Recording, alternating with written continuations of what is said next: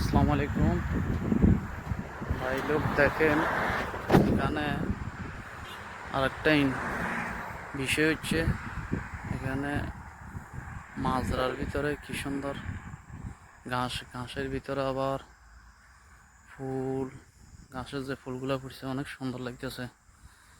এই যে আরেকখান আমাদের দেশের মতো, এই যে দেখেন এটা হচ্ছে কলা গাছ, এটা হচ্ছে কলা গাছ অর্থাৎ কলার বাগান, বিশাল পরিমাণে কলার বাগান।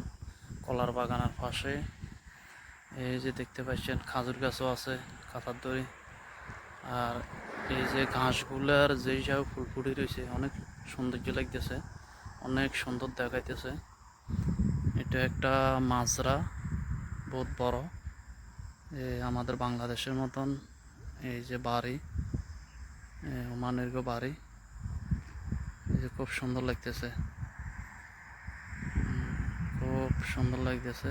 এই যে দেখেন বিশাল পরিমাণের বাগান, বাগানের ভিতরে আবার খেজুর গাছ আছে, অনেক সৌন্দর্য খেজুর গাছ দেখেন।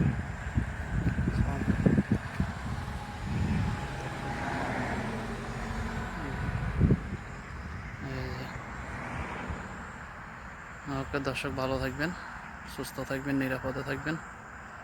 ওকে, আসসালামু আলাইকুম।